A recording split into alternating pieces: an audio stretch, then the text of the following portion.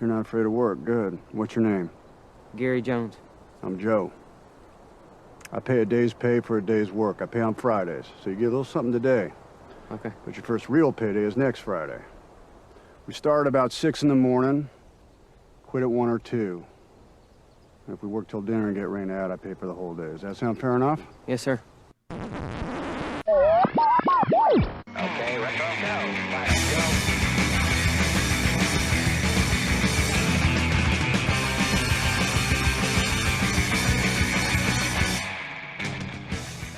Hello and welcome. Welcome and hello. This is Wait, You Haven't Seen? It's a show where we talk about movies and specifically talk about a movie at least one of us has never seen before. I'm your host, Travis, aka TV's Travis. This is episode number 283, and it is the final episode of Cage-A-Palooza 2024. And joining me to talk about the movie Joe from 2013 from the Everything I Learned from Movies podcast, it's Steve and Izzy. How you doing? Hey, everybody. Hey.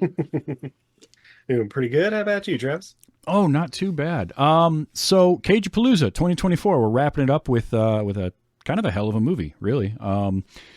Yeah. So what is your history, if any, with this movie? Personally, when it came out, I was like, okay, this seems like it might be kind of intriguing to see, but, never came out in theaters by me, never, not like a widely released one. And then just kind of, I don't know, faded off into like the other 5 movies he had coming out that year or something like that. I don't know. Yeah. But, this was it last night. It was oh my goodness. Last night was the first time I'd seen it. And I think Izzy too, right? Yeah, my first time watching, but Nicolas Cage is the patron saint of our podcast. Sure, we've seen like 8 other movies where he played Joe, but I know, we never almost named Joe. our cats Joe, but instead we ended up naming them Cameron and Poe. That's right. After our dear departed Castor Troy passed away. Aw, And yes, he did live up to his name. That cat was a pure supervillain. that's amazing. That's kind of my history with it as well. I remember hearing something about it, and it sort of came and went. It didn't get released wide, so I didn't get a theater here to see it. It was more of a festival movie, really. Yeah. And then it just sort of became a movie that I would hear about, but never saw. So when you brought it up as, hey, let's do Joe, I was like, that's perfect. So now that you've sat down and watched it, what did you think, just kind of as a movie, as a just sit down, watch it experience? How was your first time with Joe? It was different than I expected. Like I remember seeing like a trailer back in the day and thinking it was kind of like a not quite Sling Blade, but like God, I'm trying to think of the movie where it was like just like a kid running into like a vagrant in the woods and like learning lessons or whatever from him, and it was like, oh no, the kid is the vagrant in the woods, and Joe is just like a contractor who cuts down trees or poisons trees or whatever. No, they're poisoning trees. They're the guys who are going to get arrested. Yeah. But they're the dirty deeds done dirt cheap, babe. Yeah, so it was like a whole, like I've been down to New Orleans a bunch of times. Like I like to think I know the South a little bit. This movie's completely different than anything I know about, the Bayou or like the Deep South, This definitely had like some flavors of like the grittiest parts of Beasts of the Southern Wild. Oh yeah, totally. And I low-key was kind of waiting for it to turn into like a monster movie or something. It would have been really easy to do, right? There's a lot of spots where you could have veered. We could put like a forest demon in here or a serial killer. Mm-hmm. Yeah, I didn't know what to expect with the movie. The only thing I knew going into it, besides Nicolas Cage and Ty Sheridan being in it, was that it was directed by David Gordon Green. And that name I know because of his recent Halloween and Exorcist movies. I was going to say, babe, do you know who David Gordon Green is? Who's he, Steve? Well, he's not Jason Gordon-Levitt. I know that. So like Travis said, he did the recent 3 Halloween movies, like the Halloween Ends, Halloween Kills, whatever. Okay. You might also know him from Pineapple Express, right? Okay. Your Highness, The Sitter, 8 episodes of Vice Principals, and what I know you, babe, Righteous Gemstones. Oh, he's that David Gordon Green, like Danny man, McBride's buddy. That's actually like a lot of range. Yeah. And also I like Exorcist about half believer. of those, and I hate about half of those. Yeah, it's about right. That's kind of how I've been with a lot of his projects, but that was all I knew going into it, so I didn't know what to expect. because of how varied, from Pineapple Express to Halloween, like how different those are. And I was pleasantly surprised. This was a really good movie. It's very much a festival film. Yeah, like- it definitely sets an atmosphere, like like a dark, gritty kind of atmosphere, but it's not like, Oh yeah, babe, you're thinking this is a lot like Smoke Signals. sure. I mean, it's sort of a coming of age story. It's like kind of the gritty side of like the downturn of life. Yeah, the not as sexy side that you usually see in movies or whatever. Yeah, I can see it. Yeah, so you've got Nic Cage plays Joe, who, as you mentioned, is a contractor, and the work that he does is interesting, right? Because it's he's got a crew, and they are poisoning trees on land that they can't. Whoever bought the land can't cut the trees down as long as they're alive. So to get around that, they hire Joe and his crew to come in and poison the trees, and then, oh, look at that, all my trees are dead. Now I can cut them all down and I can plant what I want. A little shady. Also, what's that poison they're putting into it? It's like some... I don't know, but man, they did not like care about it at all. They were just flinging that stuff everywhere. Dude, I thought that was going to be a bigger point. Like somebody was going to get it in the face or like accidentally hit themselves in the leg with a little because it's like an axe where it like spews It's a juice the poison axe. out of the middle of it. It's the craziest shit I've seen in my life. I thought they kept playing up those water bottles. I thought for sure somebody was going to get a water bottle full of it. Oh, something. But that's, Joe, and Joe is an interesting character because we don't know much about him, but we get little snippets of his past. It's really all the characters in this. We just get little like slices of maybe what they were before, but we're so focused on just this little section of time. But Joe meets Gary, played by Ty Sheridan, who was 17 at the time that they made this, playing a 15-year-old. Which I appreciate when you have a teenager playing a teenager as opposed to a 28-year-old playing a 20-year-old, which is what we had in last week's movie with The Sorcerer's Apprentice. There's a difference there. But Ty Sheridan is Gary. He's they're just a drifter family. I don't know how else to really say it. Him and his dad. We open with him and his dad, Wade, right? That's his name. But Wade or G-Dog as it says on his jacket. Fucking great. Played by Gary Poulter. And the intriguing thing about Gary Poulter, I don't know if you read this or heard this at all. He was homeless, living in Austin, and was working with like a traveling carnival or something. And David Gordon Green wanted to cast him in the movie, and the producers were a little worried, and he kind of went to bat for him and cast him in this movie. So this guy wasn't an actor. He had one screen credit prior to this. He had been a background extra in an episode of 30-something, like 30 years prior or whatever, 25 years before that. Buck Flowers' stunt double or something. Like, but he was living on the streets of Austin, and they cast him in this role. And sadly, he did pass away just after filming. They found him drowned in a shallow lake with a high blood alcohol level. So they're thinking that maybe he kind of got drunk, fell into the water, and didn't make it back out. So the movie was dedicated to Gary Poulter. But that was impressive acting from somebody with no real acting background. He was really good. I mean, the three leads in this, Cage, Sheridan, and Poulter, were all phenomenal. Really, really good. I can't say anything bad about them. Like, it's tough when you have a teenager playing kind of any role usually. But this in particular, I feel like for somebody who's an actor who's kind of in this world of, I don't want to necessarily say glitz and glamour, but like acting as a profession isn't what this kid did in the movie. But he pulls it off. Like he's very convincing in this role of Gary. Yeah, absolutely. Yeah. He's definitely got. I think being young might be a little helpful with something like that when it's a role like this, because you're not like deeping into your king's speech or anything like that. It's more like, Yeah. and I'm gonna kill the guy, fuck this guy, that kind of thing, and you can tap into that really easy when you're an angsty teenager. Right. Yep, that's true. And then Nic Cage, I mean, I say this all the time. I'm sure you know this, having watched enough of his movies. Like, he's a very good actor. He really Greatest living is. actor. Yeah, I agree. I agree with you 100%. He makes choices and everything. Some of them don't always work, but when But he it is really, always interesting. it is. It's never like, I can't think of even when the movie itself is kind of dull, he isn't.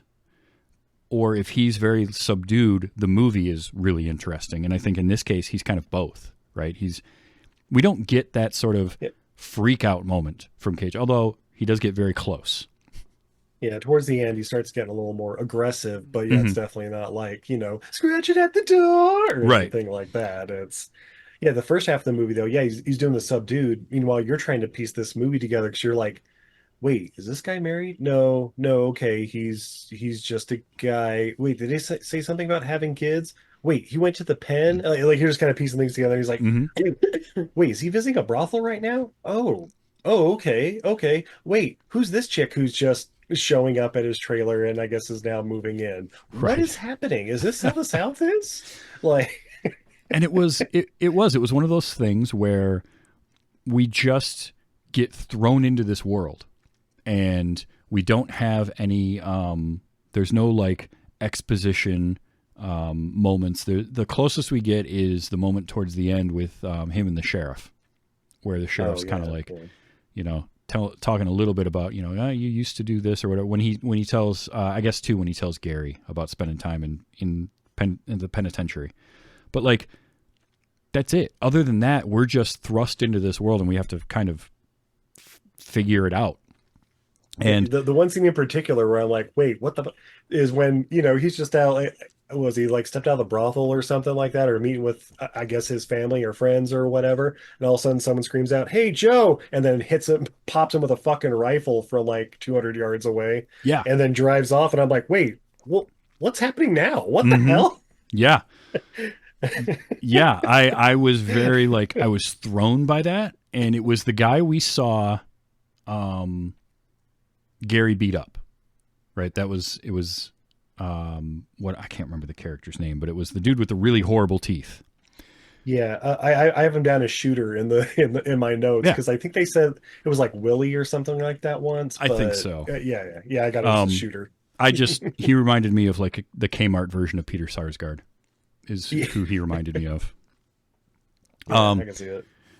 But that whole moment threw me. What this movie did was, I constantly was like, man, I want to know more. I want to know what happened before. I want to know the connection here. Or G-Dog, I want to know his story, because this guy, he's awful. Like, that's just it. Like with G-Dog, I get it. Like I kind of figured what his story was, but I want to know more. Like, why the fuck is his family still with him? That's more what I want to know. Like, oh, because family's number one and blah blah blah. Like, but still. No, he was absolutely terrible, and almost, I mean, basically nothing redeeming about him, right? He's a drunk. He beats the kid. He's terrible to everybody, and he steals money. I'm assuming it was heavily implied that he was doing something with the mute sister or whatever. Oh, and then towards the end of the movie, he's definitely loaning her out, we'll say. In exchange for money. Yeah, and the dad's been doing. This is not the first time the dad's been doing it. No. Yeah, But and meanwhile, what was up with the mom? What is her thing? Like, is she a drunk too? Is she on some other thing? Did she get kicked in the head by a mule and is just kind of there? Mom looked like meth to me. I mean, it looked like it, but then it's like, cool, where are they getting the money for meth? right, It ain't free. They weren't making it. yeah. It's like, I don't know. So many questions about this movie. It's like, will it be answered? Nah, don't worry about it. They won't. But it does. What it does do is it makes it feel like something. For me, it's something where I want to know more. It interests me. No, yeah. And also, like, it feels like, in some ways, more real in terms of the people, because you've got this family unit where, why are they still together? How does this work? But there's the whole thing, like, the mom is like, well, you got to stick with your family. Family's all you got. And there's a very kind of battered wife thing going on with her, I feel. Oh, yeah. And Wade has power over them and is not afraid to wield it. And Gary he's just now getting to the point where he can kind of stand up for himself. At 15, he's getting to be old enough and kind of big enough to be able to stand up to Wade. Even though, like, the opening scene of the movie is him dressing down the old man, who then just turns around and slaps the taste out of his mouth. Yeah. When he slapped him there at the beginning, I was like, cool, roll credits, guys. What do we think of Joe? But that was a quick movie. I know. And then, like, for him to walk away and get beat up by whoever that was, and I'm assuming that was in some other area, and then they moved to, or they drifted to wherever Joe is, but I'm not entirely positive on that. Yeah, is what it seemed like. But it definitely did. Because at one point I was like, so wait, was that the end of the movie? When there was a point in time where I thought maybe what we saw at the beginning was kind of what happened at the end, and then we were seeing leading up to that moment, because there's the scene where Gary and Wade are sitting, and Gary wants to go into town to get food. It's after the first day he's worked for Joe. And the old man's drunk and he won't even stand up. And I don't think he can stand up. Well, yes. That's a good point. He can't stand up, but he's not, and he wants to talk to him about breakdancing, which was another thing. I'm like, okay, where's the what? It's a kind of it's an odd character trait, because it doesn't fit with your image of this guy. But now I want to know, like, so did he grow up in a city and learn breakdancing, and that was a thing? Like, what was all that? But there was the interaction between the two of them was very almost tender and, like, loving. Like, Gary was looking at his dad still with affection. And so I thought, so wait, is this taking place before what we saw where he slaps him? Yeah, it's not the beginning, but But it wasn't, I'm pretty sure. Being around alcoholics, it seems like it was one of those things like, yeah, there's the good days and the bad days. And, you even in the same day can be like, oh, yeah, I'm going to teach you how to break dance. Look, watch me pop it and lock it and blah, blah, blah. And after about 4 more swigs, all of a sudden it's like, you start laughing or whatever. Like, who are you laughing at me for? Nah, whoop your ass. Yep. Yeah. It kind of just goes into the, okay, so this is a cycle of, like, at 14 he's like standing up, whatever, gets smacked down. 15 he's feeling like, I'm breaking up with you, old man. Basically, I'm taking I'm taking mom and my sister with me and blah blah blah. He's smacked down again. Probably try again when he's 16. Just until that cycle that cycle will keep going until it can be ended. And, well, spoiler alert, in this movie it does end. So that scene we're talking about right after that is when he runs into the shooter guy, whatever his name is, and he's tossing the rifle or whatever off the bridge or whatever, so I guess he can't get caught for shooting Joe or whatever, right?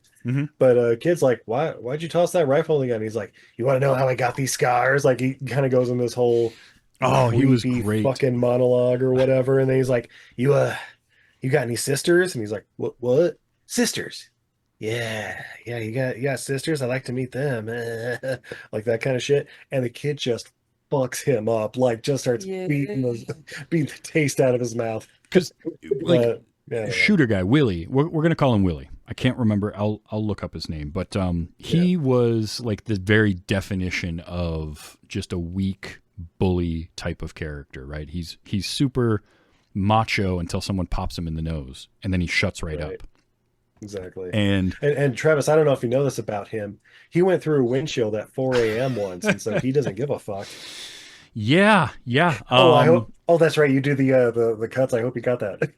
I might have. I might have. Anyway. So, yeah, I loved that bit. Like he was going to make sure people knew about that. Yeah. And I mean, he is a little bit caricature. Obviously, he's very two-dimensional or even one-dimensional, really. But there are people like that. That's not. Oh yeah. That's not that uncommon to see, especially in places and situations like he was in. So it was just kind of funny how it's like this small town area, right? Because there's only so many people there, so they're going to cross paths. Yeah. I also loved like everything went through Coleman's store, just that little rural store that's just got everything, and like one dude the running one it. store in town, probably. Yeah. And that's where Joe picks up his guys every morning, loads them into his old pickup, and takes them out, to do their thing. So that was cool to see. Like I just love the atmosphere of this whole movie. Felt like I've been places like this. I think this is set in Texas. Okay. And I haven't been to Texas necessarily, but there are places like that even around me, very rural, where there's just that one little general store and just kind of people get together there, or that's the meeting place. This sort of felt real to me in that way, so I kind of liked that. And I loved the scenes. I love the scene where Gary shows up and he runs into the crew, so he weasels his way over, talks to Joe, gets a job, and then we get that montage of him getting taught all the different jobs to do. And I love that because that whole crew was just great. Like they just took this kid in and immediately are like, we're going to teach you how to do all this. And they're giving him like not only the lessons on doing the work, but kind of life lessons at the same time of like, show up, work hard, and help each other out, and everything's going to be fine. Like that, they felt like that. So I loved those scenes.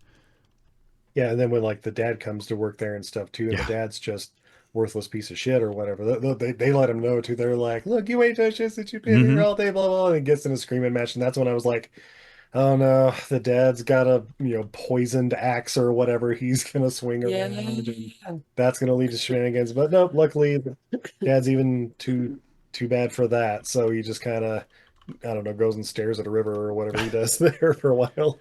Yeah, I mean, swinging the axe on somebody would take work, especially if they don't have alcohol for him to steal, which...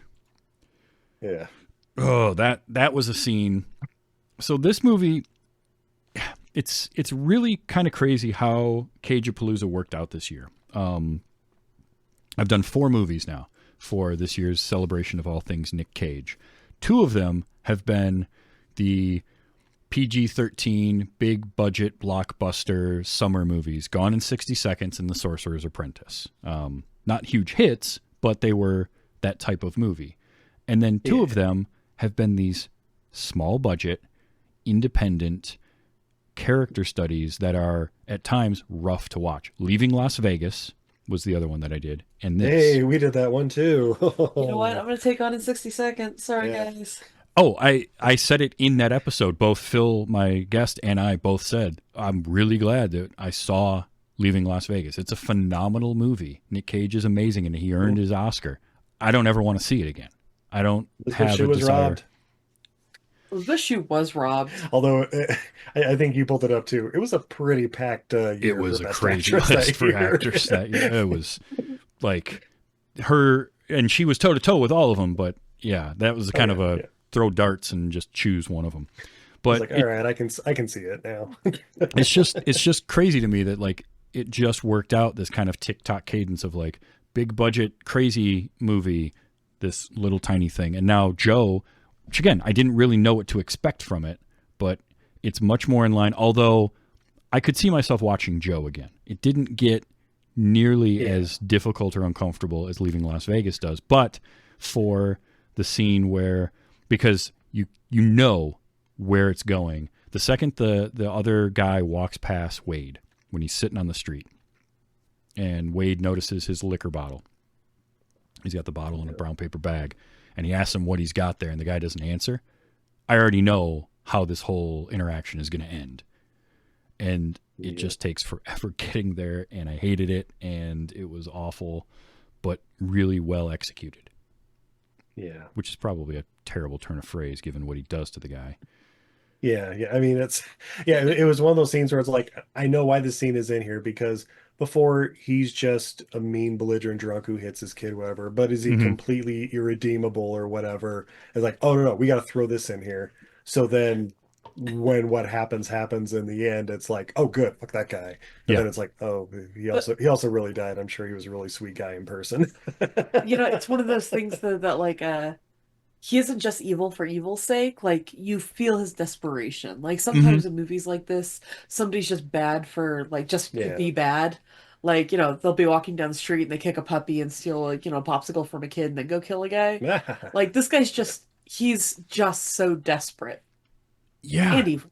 And that is the intriguing thing about him, and why, like I say, like, I want to know more. I want to know his backstory, because he, not only is he desperate, you can tell he just is full of self-loathing. Like, the man just can't stand himself and is drinking himself into a stupor all the time, but he's awful too.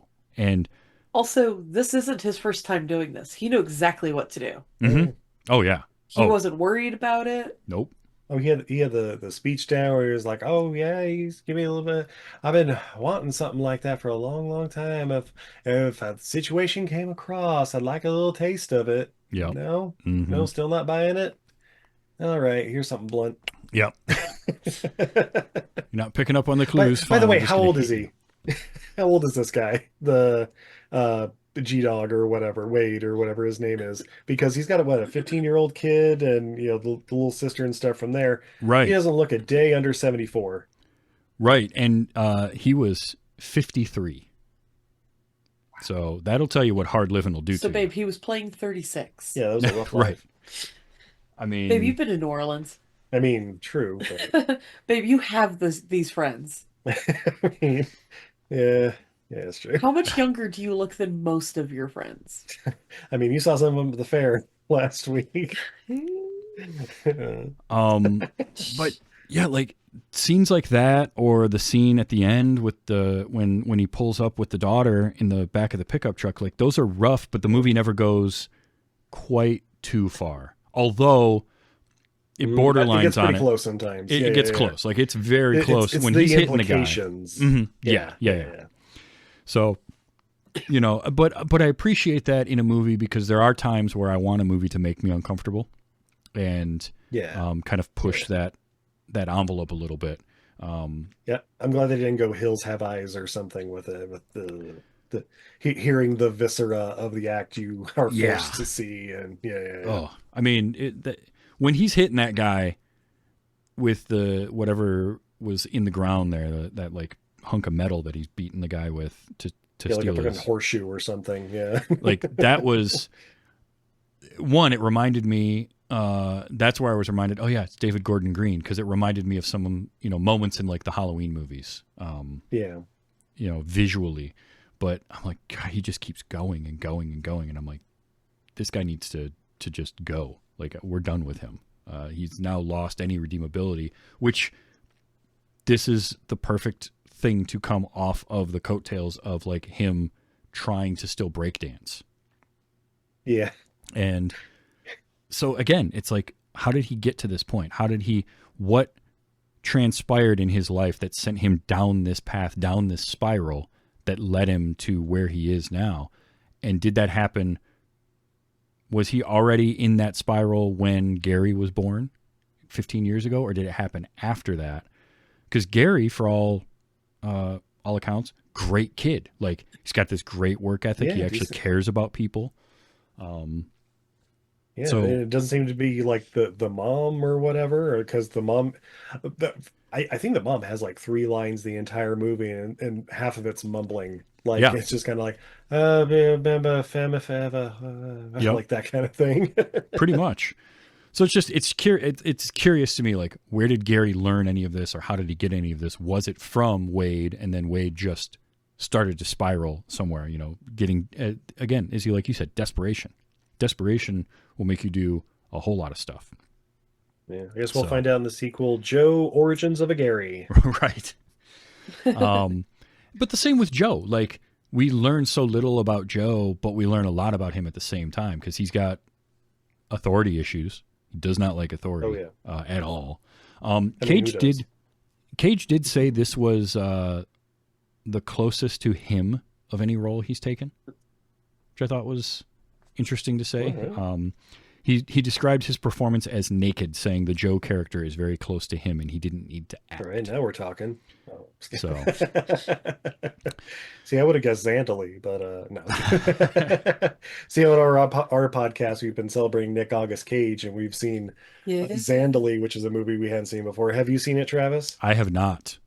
Oh, dude, it is what you want in a Nick Cage movie. It's set in New Orleans. He basically plays like a Johnny Depp wannabe artist, and it's it's like a Red Shoes Diary. You got Judge Reinhold as like the Colonel from KFC. Like, he's Pretty got that kind of an accent. It's Okay. fantastic. He's like the Colonel from KFC if he wanted to be a plantation owner but really could only afford a loft in New Orleans. There you go. When did this come out? Oh, here it is. 91. 91. Wow. Yeah. I think it's on Tubi or something if you want to check it out. That's a hot tip for all you guys out there. And then we did it's- Leaving Las Vegas, Honeymoon in Vegas, Sympathy for the Devil, and The Trust. All the Vegas movies that we hadn't done yet. And yeah, they're Yep. Cage knows how to pick some interesting movies. I'll put it that way.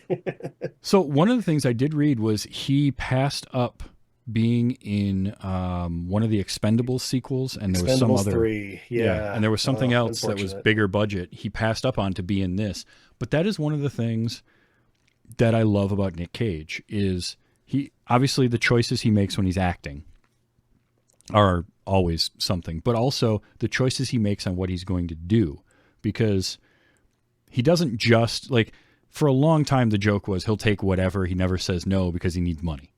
And Yeah.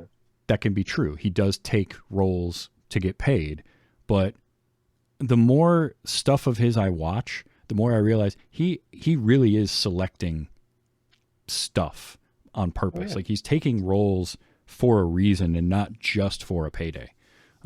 So, Travis, have you heard the latest news on what role he's going to be playing? Possibly, but remind me.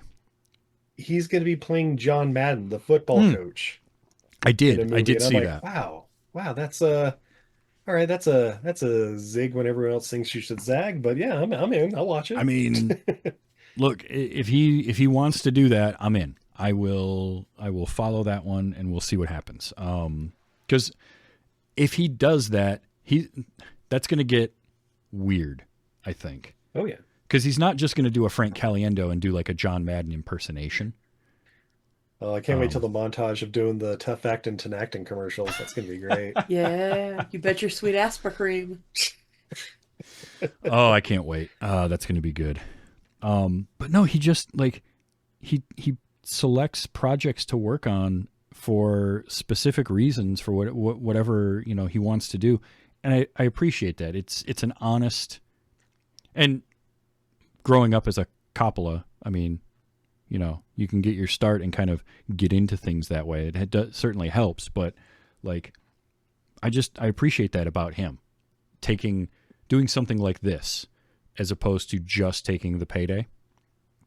Yeah, I mean, I'm sure like I know he's got the odd family history with like Francis Ford Coppola, his uncle or whatever. It's like, do you think he would have had a cameo role in was it Megalopolis or whatever the new movie is coming out if they had a better relationship? Maybe, or maybe he's just not interested, and that's why he's going to be in a John Madden biopic or another Western or Longlegs 2, Electric Boogaloo, or whatever his next adventure is. But yeah, he seems to definitely be picking movies where it's like, all right, it's going to stretch me as an actor, or I'm at least going to have fun doing it, or I'm at least going to help promote this young director and get him noticed, or get that project done.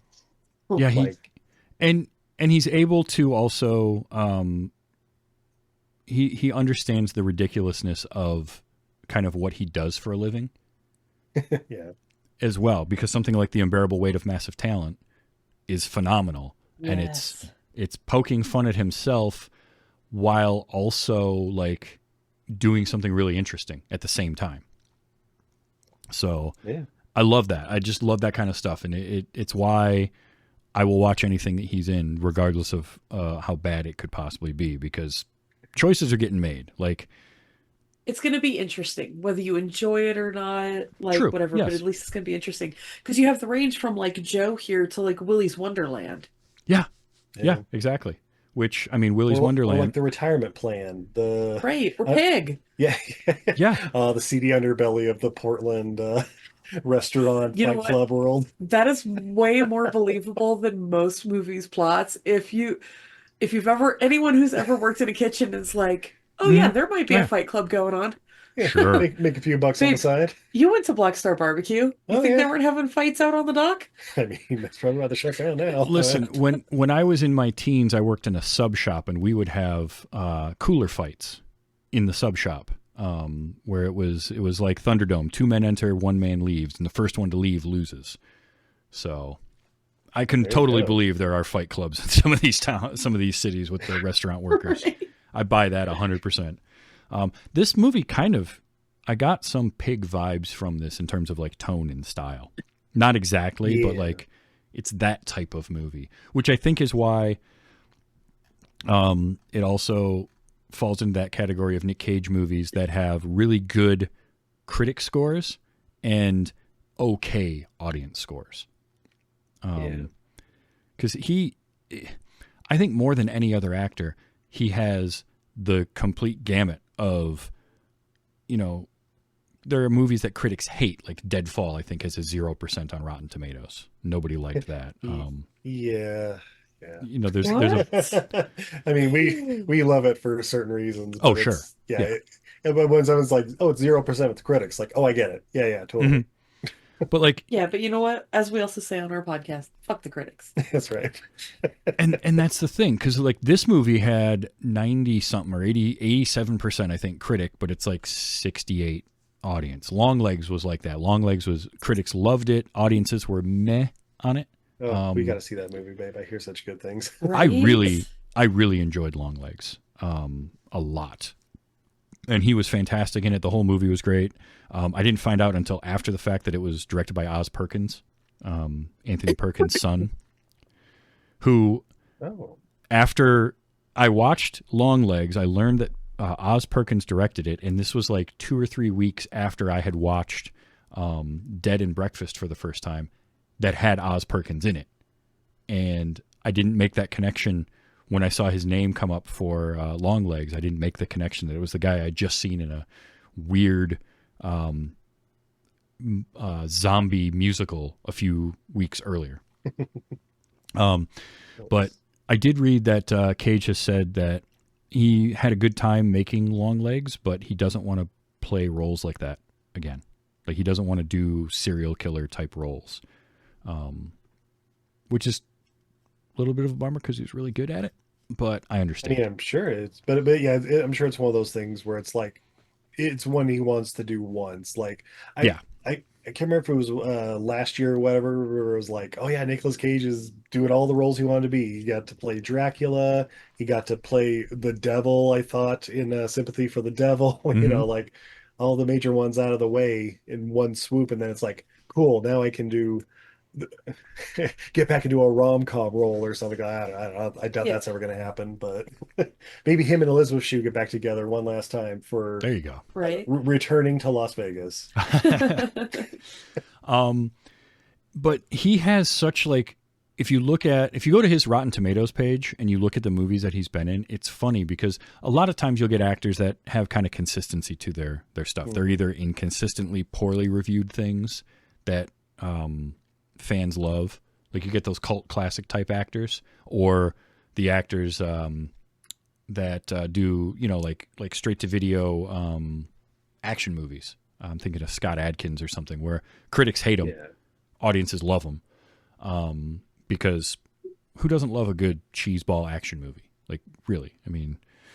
But then you get some actors that'll be in stuff that critics love and audiences are just not that into. And Cage is like both. He'll do something like this. I mean, this month of movies is a perfect example of it. I love Gone in 60 Seconds. That movie has a soft spot for me. Critics didn't like it at all. I had fun with Sorcerer's Apprentice. It wasn't fantastic, but I had a good time with it, and everyone making it, you could tell, was having a good time making it. Critics didn't love that, but man, they loved. One of those I watched once, and it was like, all right, that was a Disney thing. What's next? You know. I did not make the connection. It was a Disney. Like, I knew it was a Disney movie. I didn't think about it as the Mickey segment from Fantasia until they started making that joke in the movie and started doing the scene. And I was like, oh, that's where the name comes from. I felt really dumb at that point. But like he'll do those. But no, it's definitely like that. What was the vampire's assistant or whatever that came out around the same time with John C. Reilly or something? Yeah, it's like almost exactly the same movie. It's just one's PG-13 Disney and the other one's just kind of PG-13 weird. Yeah, I don't know. But it's just I just love an actor that will take roles and do, he'll do National Treasure, and then the next year he'll do something like Lord of War. Those are two just very, very different movies, and both of them are good for different reasons, too. I love Lord of War. Absolutely. It's one of my favorite Nic Cage movies, but I also love the hell out of National Treasure. Like, that movie is just the perfect sort of, I just want kind of adventure-y thing, right? National Treasure was basically, it was like the Da Vinci Code, but simplified? But better. Yeah, I agree. Better is the American Da Vinci Code. It was there you go. Yeah, it was Jefferson's Code or Franklin's Code or whatever. Travis, no, I hear what you're saying. We need to give Tom Hanks all the serial killer roles and let Nicolas Cage be our rom-com and adventure guy. I'm down for that. I could. I don't think Tom Hanks would ever do it, but man, you put him in a movie. Because think about like Robin Williams, when he took his dark turn in some movies and did stuff like 1 Hour Photo and Insomnia, like he was so good at that because you weren't. Tom Hanks, where is your world's greatest father? Yeah. Oh, geez, I didn't even think of that one. But I'm here to get it dark. Although 1 Hour Photo or something, or although Hanks is doing some more kind of, he's gone into his curmudgeonly old man phase now. Because what was the one he Where's did? Your Gran Torino, Tom Hanks. Right. Oh, that's coming. I'm telling you, it's coming. But yeah, that's one of the things I just love about Nic Cage is just the breadth of stuff that he will do. Because some of it, I mean, Ghost Rider is not great, but I enjoyed that. You're right. Ghost especially Rider the second 2, one. Spirit of Vengeance is much better. Idris Elba really brings a gravitas. Neville Dean and Taylor need to make more movies. Yeah. Oh boy, that movie. I'm sorry. I've still got a little PTSD from it. And I've seen that. Oh, I'm sorry. You mean the one now. with the Highlander in it? I know.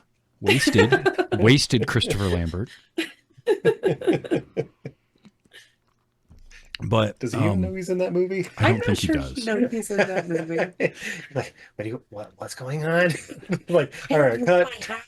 Although he spent how much shit on my face? Yeah, he spent enough time in the makeup chair getting that stuff drawn on his face. You'd think he'd remember. Well, you think he just fell asleep, and they're like, check this out. Check this out. Yeah, that wasn't even in the script for him. That was just he fell asleep, and someone did that, and that's how he showed up. Yeah. And it's Neville Dean and Taylor, so they just went with it. Exactly. But so I mean, Joe, I think it's a movie that I'd have to know the person that I would really well in order to sort of suggest it to him, because it's not a general audience's movie at all. I mean, it's so slow moving for one. Like that right there, I can already cut out probably half the people I would even think to show it to. Just be like, you're gonna hate it because nothing happens for the first most of the movie, and even when it does pick up towards the end, still not much really happens. Yeah, but it's one of those. When it does, it comes in bursts. That's for sure. Yeah, it really does. Like pop, pop, pop, pop, pop. All right, there we go. All right, I guess that's the movie. Woo. Wow, that was a lot all of a sudden. It's like out of nowhere, and like characters will appear out of nowhere. You mentioned the young girl that shows up at Joe's place. What was her name? Was it Connie? She just The daughter that of the sounds head right. hooker. was that her mom? Okay, I don't think I made that connection. Because when she first shows up, she says, "Don't tell my mama," and he's like, "I don't have to. She's already called here 60 times." Well, yeah. And then the next time he's over there, the older hooker's not there, and the blonde one who's crawling around on the floor is like, "No, she's out looking for her daughter." Oh, okay. I didn't make that connection. Okay. That makes. Yeah, me neither. I mean, I'm pretty sure that's what happened. Maybe No, yeah, it makes total sense. No, Just it does. in the middle of everything, it didn't, synapse for me, I guess. Yeah, but like she just appears out of nowhere. She's there for a little while, and then she just leaves, and we get no real conclusion to anything involving her. She doesn't. She may not even know about Joe for who knows how long after he dies. So that again, though, that feels real life. Like people just kind of coming and going, especially in that kind of a world where so much of this stuff's happening. Like we have the one scene where he goes to the house where they're butchering the deer, which I wasn't prepared for that. Yeah, that was a weird one where he's just kind of showing up and just older people. He's like, is this his family or whatever? But he's just like, here, let me show you how to do it. And he pulls out a knife and it's just like filleting this entire deer and like doing everything. All right. So I do have to admit, the very first time I ever went over to Felicia's house, we walked home from school, and as we were walking up, her dad pulled up with 2 deer, hung them in the front yard, and cleaned them. Oh, wow. Cool.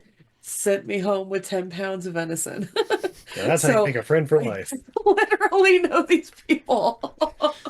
But it was hunting season. He went bow hunting every year, it turns out. It was the very first time when I was 14 going over to that friend's house. But it was one of those where it's like those people never showed up again. It wasn't, it bore nothing on any kind of plot. And yet we were there for how long? And it was just like this little slice of life, but it's set up for him getting shot, which. But I think also, like, I mean, they don't show up again, but I think it sort of sets the town, like, this is the family that's doing a little bit better, and part of the reason they're doing a little bit better in this particular scene is because they happened to see an injured deer in somebody's yard, shot it, brought it home, and they think they know what they're doing with it, but they really don't know what they're doing with it. Yeah, I guess we did get one of them shows up again later, the blind one. Yeah, the bar. Yeah. At the bar. But like... Yeah, and he has enough money to go to the bar. Yeah. So, this is the town we're in, where like this kid living in an abandoned house in the woods is like he may not have it the worst in town. Because at least he has an abandoned house. He may in the be woods. lower middle class in this particular town. Right. Exactly. Yeah, no doubt. Also, Joe handles getting shot really well.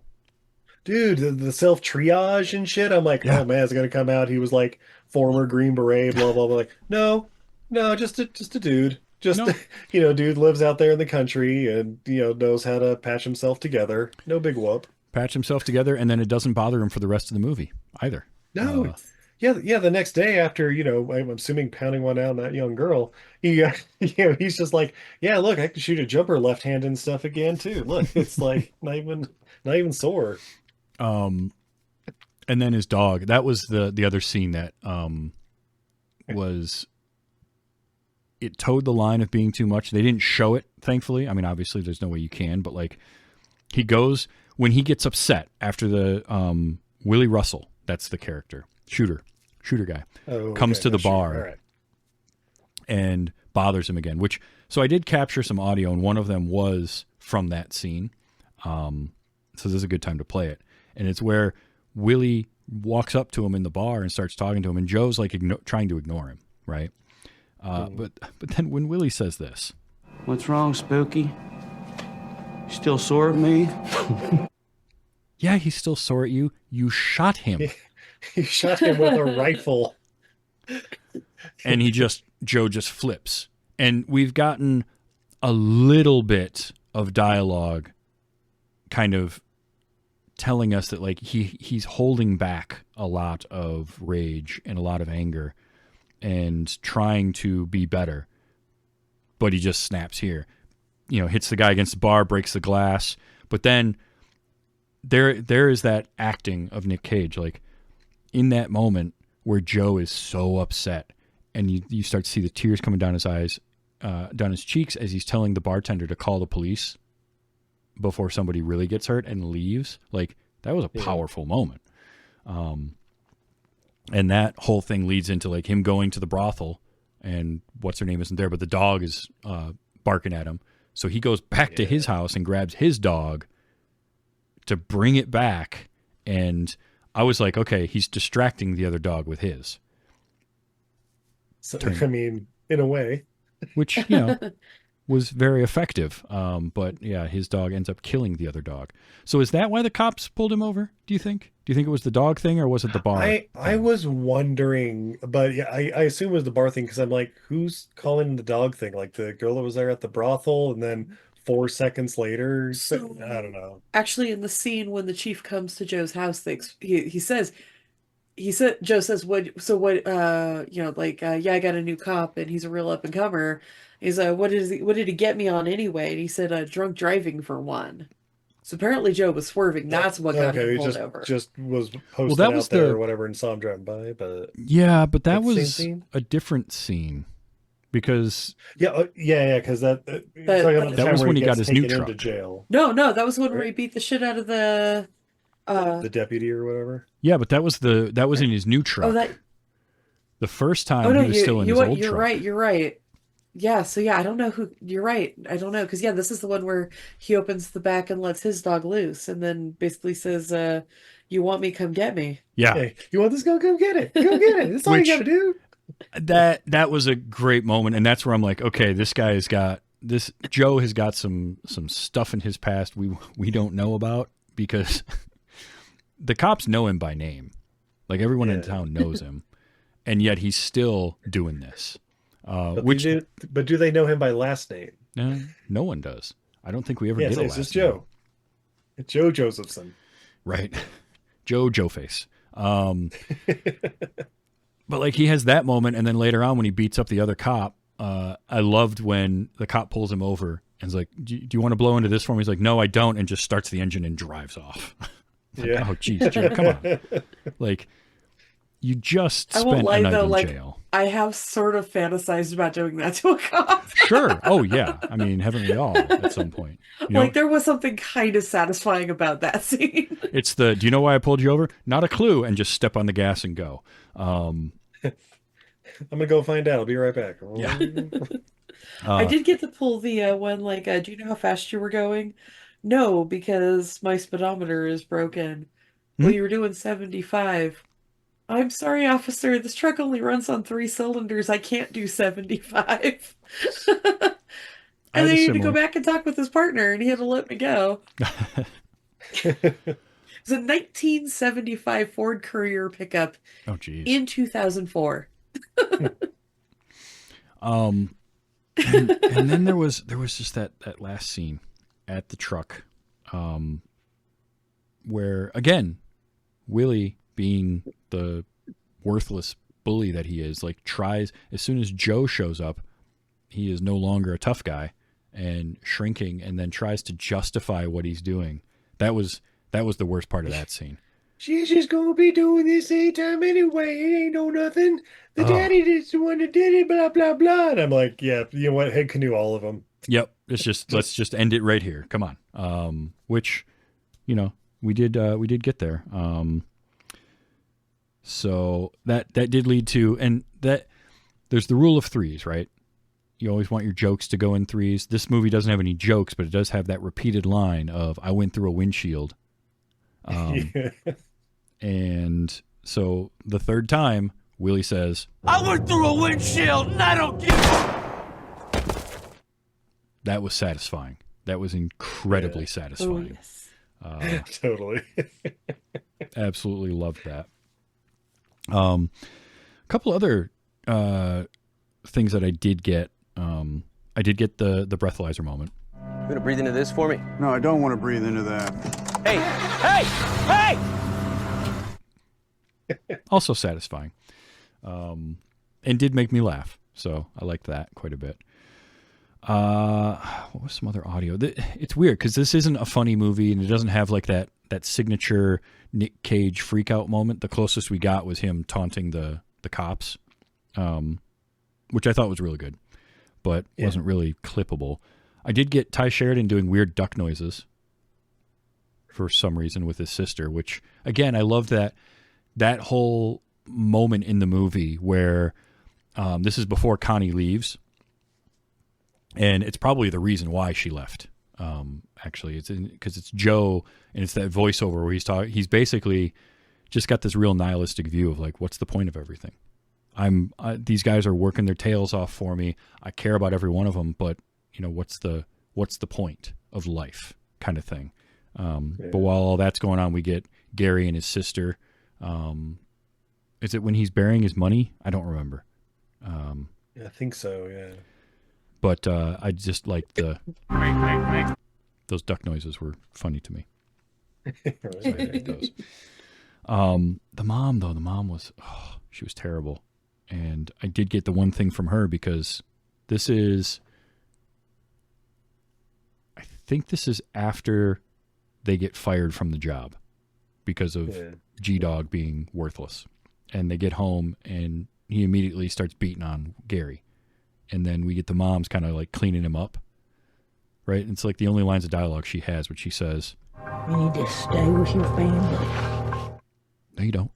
You don't need to stay with that family at all. It's like take your sister and go. Look, what's the worst thing that can happen? You're in the same situation, but without them. Right. Look, here's the thing though, like as somebody who grew up around like women who were not as strong as they thought they were, that's all she knows. Yeah. She literally, like, she never has had anything. She never will have anything except for that she's married to this guy. That is all she's got. Mm-hmm. And probably being married to him was better than whatever situation she got out of. And so that is all she knows. She cannot tell him to do differently because she doesn't know different. Yeah. No, that's a real good point. And it, again, is something that, like, from a story standpoint, I kind of want to know more. Like, I want to know how they met and what happened to them. It's just those things that, like, roll through my head as I watch a movie like this. So, but that line in particular was just one where I think my note was, no, he don't got to stay with this family. This ain't Fast and the Furious. No, not at all. A million. I also had I had a good couple of notes back and forth, or back to back, when we get the montage of them looking for the dog. When Joe and Gary go looking for the dog, and so he's driving around and he gets the beer from Joe. Which top work, Joe, giving a 15-year-old a beer while he's driving your truck. Well, I think they split a 24-pack by the end of that day. Oh, I'm sure, because I did really enjoy the scene where Joe goes up to the African American woman, like, "Yo, you seen my dog's about 100 pounds? You want some of this?" No, sir. I don't think you should be drinking it either. Yeah. Oh, but my notes back to back were like, that boy is drunk, and then both them boys is drunk because they were hammered. But they found the dog. Which made me happy. Right where they left it. Yeah. I'll say the dog found them. That's true. It was a good dog, though. Oh. Yeah, go Bobby.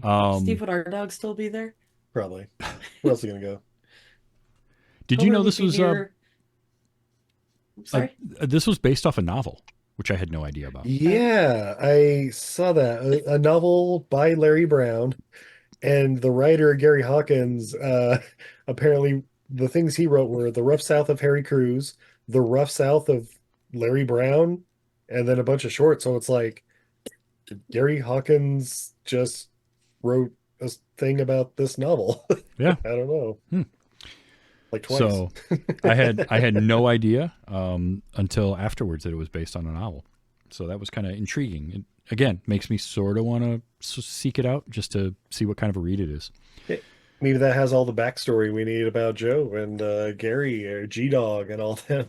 Maybe. I don't know. That'd be interesting. Yeah. I have to say, again, I got to sing the praises of Gary Poulter because, man, was he good. Like, he just maybe he wasn't playing that far off of who he was in real life. I don't know.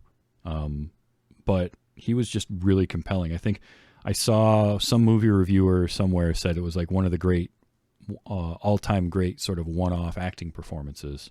And I can't really disagree. Like, he's just really good and really compelling on screen the whole time. Yeah. And I'm gonna sit right here in the dirt. I'm gonna teach you a little about breakdancing. he's into breakdancing, so good for him. I didn't like it. Probably didn't like You know what locking is? I can't do locking no more. That was pretty good. And then I just loved the crew. I don't remember which crew member this was because it wasn't Junior. Junior was probably my favorite, though, just because he was just the cranky old man that ran the crew. He couldn't really do the work anymore because I think he was the cautionary tale of that poison they were using. Yeah. Because I think they said, the foreman. Yeah. Yeah. But one of the other ones. I mean, now look at that man is 32 years old. Right. Right. Well, we already established Gary's dad's only 36. Yeah, so. True. Yeah. But I just like this when one of the guys is teaching Gary. Keep on with it, youngster. It's just the way he delivered that line I thought was great.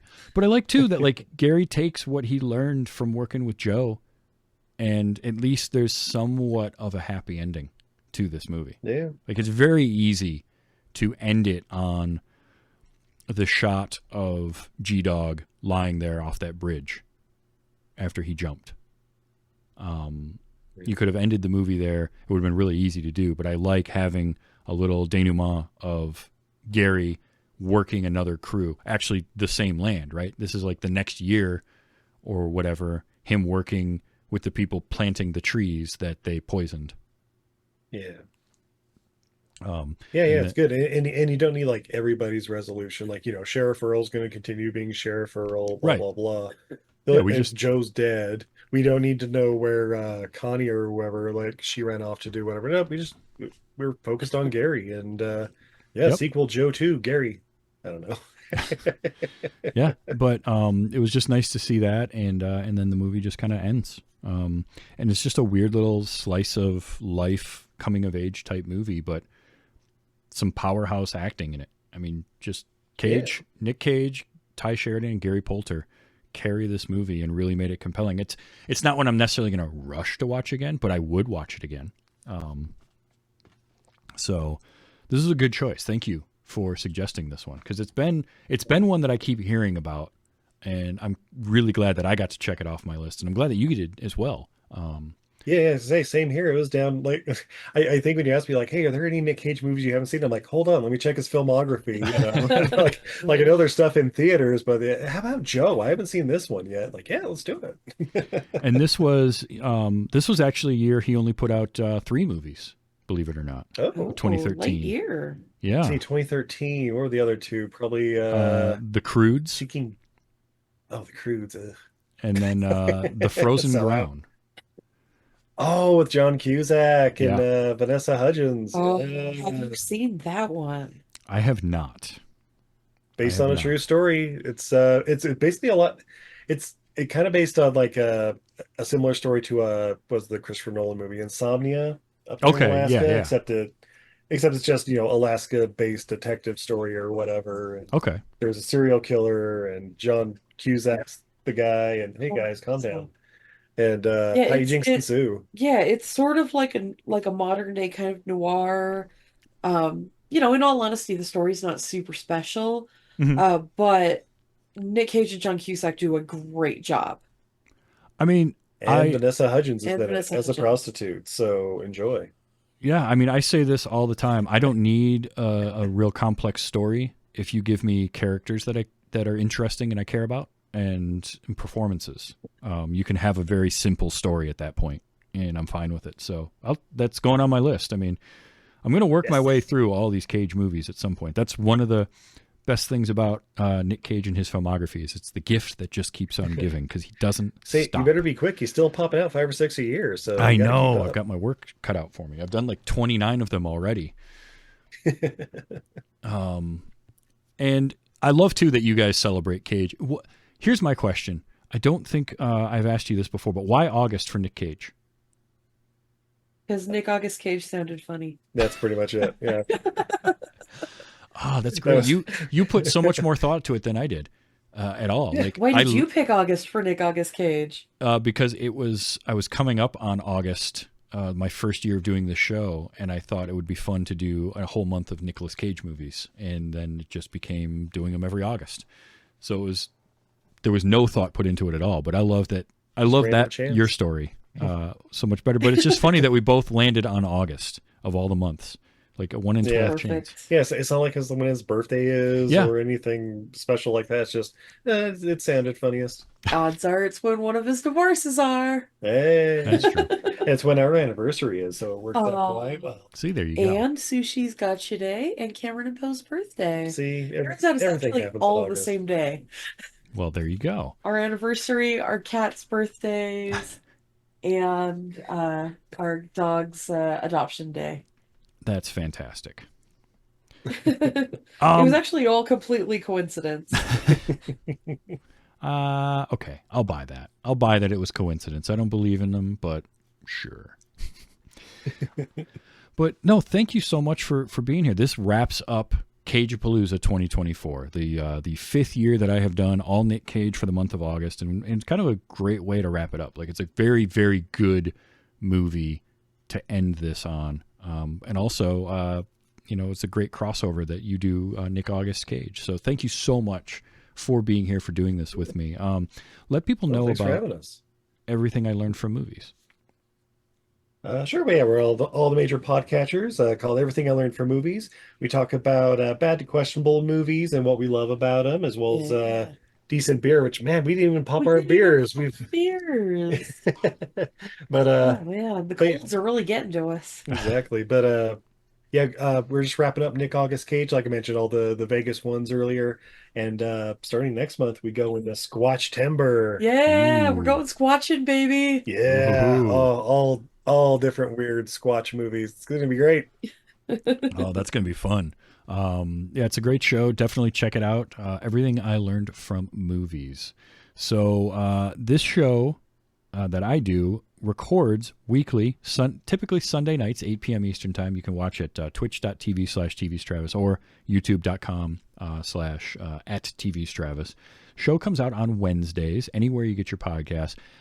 By the way, if you listen to this show on Pocket Casts as an app, they just released an update that has ratings now. So you can rate in that app. And if you do listen to the show in that, if you can give the show a rating, that's super helpful. So I appreciate that. And also find Everything I Learned from Movies and rate that one. Give it 5 stars too. Yeah. Because it's worth it. My next episode is going to be live at Dragoncon. I am doing live at Dragoncon with my friends Charles McFall and Phil Keating. I'm forcing them to watch the Borderlands movie, and we're going to talk about it. So, good luck.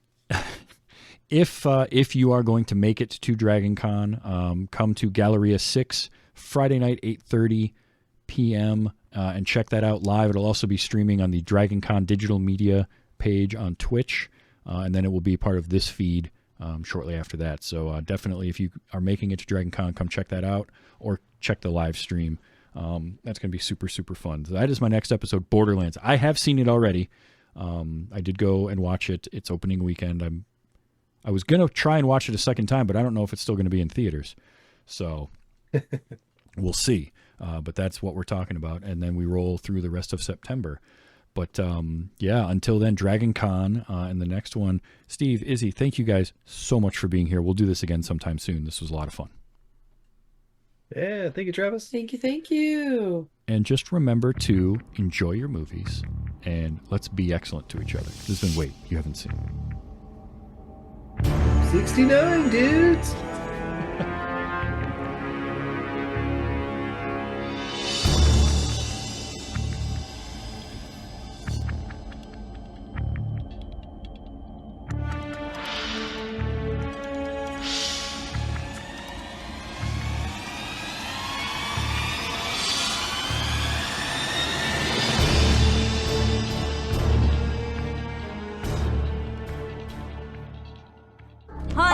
like dogs, do you? That's not true. I love dogs. Just not that dog. That dog is an asshole.